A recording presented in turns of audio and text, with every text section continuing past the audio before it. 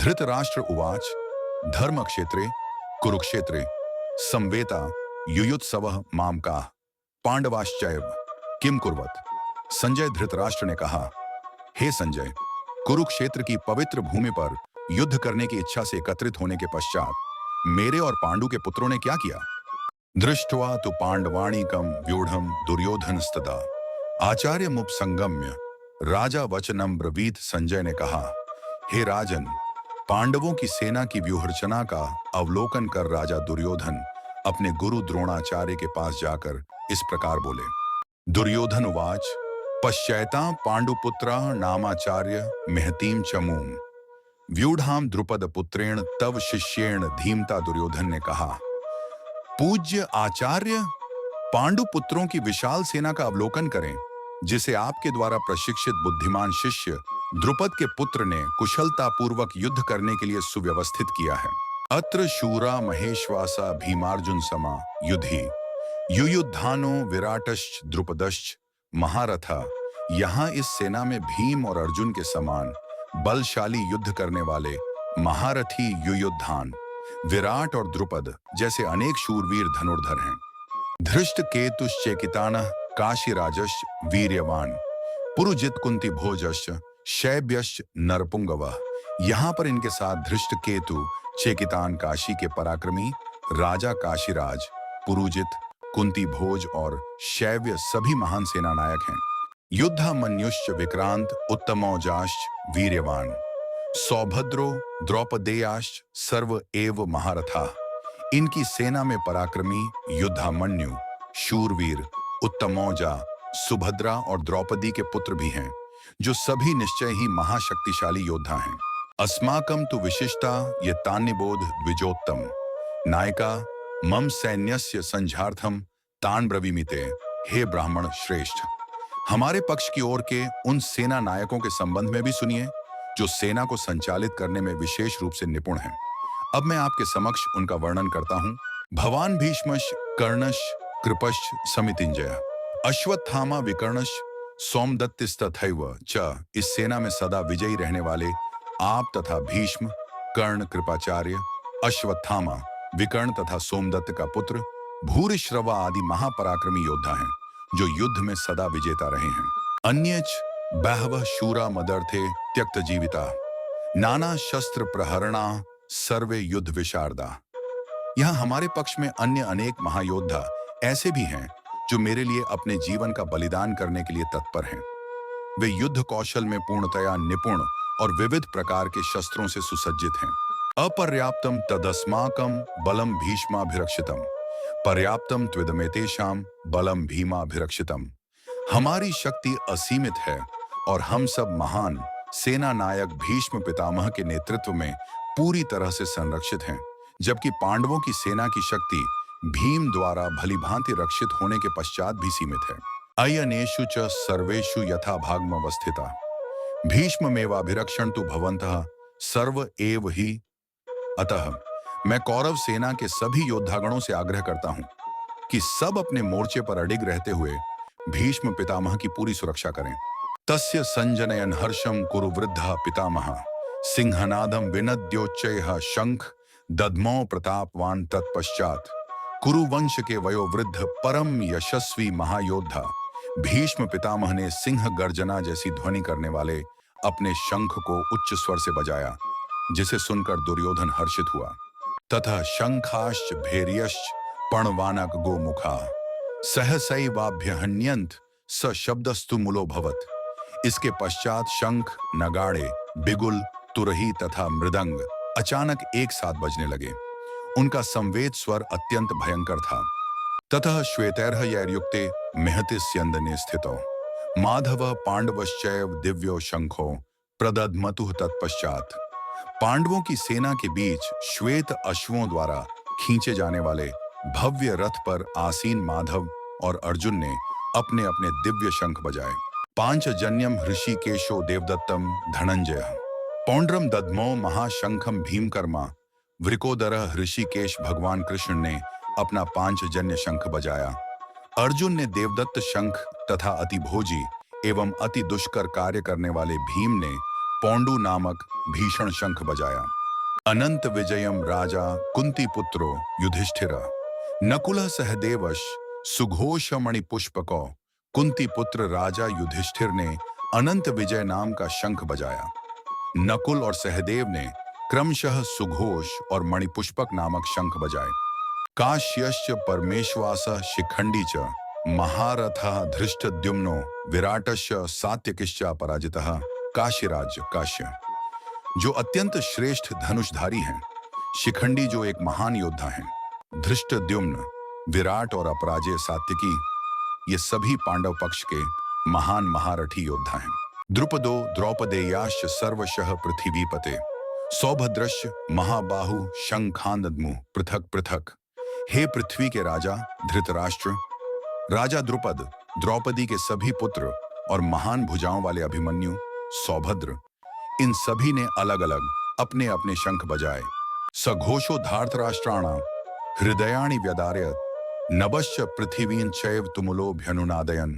हे धृतराष्ट्र, इन शंखों से उत्पन्न ध्वनि द्वारा आकाश और धरती के बीच हुई गर्जना ने आपके पुत्रों के हृदयों को विदीर्ण कर दिया। अथ व्यवस्थितान् दृष्ट्वा धार्तराष्ट्रान् कपिध्वज प्रवृत्य शस्त्र संपाते धनुरुद्यम्य पांडव हृषिकेशम तदा वाक्यमिदमाह महीपते।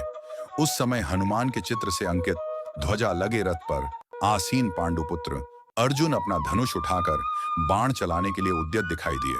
हे राजन, आपके पुत्रों को अपने विरुद्ध व्यूह रचना में खड़े देखकर अर्जुन ने श्री कृष्ण से यह वचन कहे, सैन्योरुभयोर मध्ये रथम स्थापय मेच्युत यावदेता निरीक्षे हम योद्धुका मानवस्थितान कैर्मया सह योद्धव्यमस्मिन्। रण समुद्य में अर्जुन ने कहा, हे अच्युत, मेरा रथ दोनों सेनाओं के बीच खड़ा करने की कृपा करें ताकि मैं यहाँ एकत्रित युद्ध करने की इच्छा रखने वाले योद्धाओं को देख सकूं। योत्स्य मानान्वेक्ष्यहं य एतेत्र समागता धार्तराष्ट्रस्य दुर्बुद्धिर्युद्धे प्रिय चिकीर्षवः। मैं उन लोगों को देखने का इच्छुक हूं जो यहाँ पर धृतराष्ट्र के दुष्चरित्र पुत्रों को प्रसन्न करने की इच्छा से युद्ध लड़ने के लिए एकत्रित हुए हैं। संजय उवाच एव मुक्तो हृषिकेशो गुणाकेशेन भारत सेनयोरुभयोर मध्ये स्थापयित्वा रथोत्तमम निद्रा। पर विजय पाने वाले अर्जुन द्वारा इस प्रकार के वचन बोले जाने पर भगवान श्री कृष्ण ने उस भव्य रथ को दोनों सेनाओं के बीच में ले जाकर खड़ा कर दिया। भीष्म द्रोण प्रमुखतः सर्वेषां च महीक्षिताम् उवाच पार्थ पश्येतान् संवेतान् कुरुनिति। भीष्म द्रोण तथा अन्य सभी राजाओं की उपस्थिति में भगवान श्री कृष्ण ने कहा कि हे पार्थ, यहाँ पर एकत्रित समस्त कुरुओं को देखो। तथा पश्यत स्थितान पार्थ पितारार्णथ पितामहान आचार्यन मातुलान भ्रातृन पुत्रान पौत राणस्खींस तथा श्वशुरान सुहृदश्चैव सेनयोरुभयोरपि। अर्जुन ने वहां खड़ी दोनों पक्षों की सेनाओं के बीच अपने पिता तुल्य चाचाओं, पितामहों, गुरुओं, मामाओं, भाइयों, चचेरे भाइयों, पुत्रों, भतीजों, मित्रों, ससुर और शुभ चिंतकों को भी देखा। तान स्मीक्ष्य स कौन्तेयः सर्वान् बंधून् अवस्थितान् कृपया पर्याविष्टो विषीदन निदम ब्रवीत।